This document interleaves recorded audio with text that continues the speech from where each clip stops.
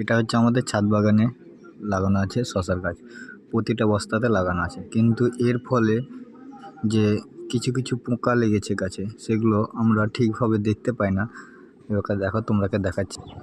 এই যে দেখো, আমি জুম করে দেখাচ্ছি যে একটা পোকা আছে গাছে, পাতাগুলোকে কিভাবে নষ্ট করেছে। প্রতিটা পাতাতে এইভাবে পোকা লেগে থাকে, সেই গাছের রসগুলো চুষে চুষে খেয়ে নেয়, তার ফলে গাছের গ্রোথটা কমিয়ে দেয়। আর আরেক জায়গায় দেখাচ্ছি, এই যে শশা থেকে আঠা বেরিয়ে গেছে, এটা হচ্ছে শশাকে আল মেরেছে পোকায়, যাকে বলা হয়। তো এর ফলে এর গা দিয়ে আঠা বেরিয়ে যাবে, আর এই শশাটা বড় হবে না, সেরকম কোকচা ব্যাকা ব্যাকাই হবে শশাটা। দেখতে পাচ্ছ কীভাবে শশাটাকে ক্ষতি করেছে পোকাতে।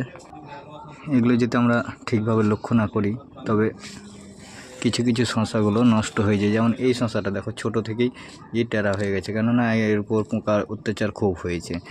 এরকম অনেক কটা শশা আছে যেগুলো শশাগুলোকে পোকাতে ক্ষতি করছে। তো এগুলোতে বিষ দিতে গেলে ঠিক হয়ে যাবে।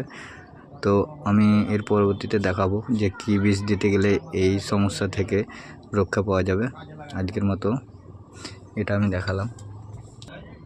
দেখো কিভাবে লড়ে বেড়াচ্ছে আর গাছের পাতাগুলোকে খেয়ে নিচ্ছে।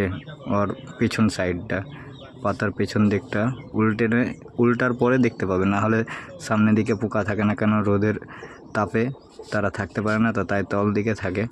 এগুলো হচ্ছে পাতাকে চুষে চুষে খেয়ে নেয়, কুড়ে কুড়ে খাবে, পাতাগুলো শক্তি ওরা নষ্ট করে দেয়।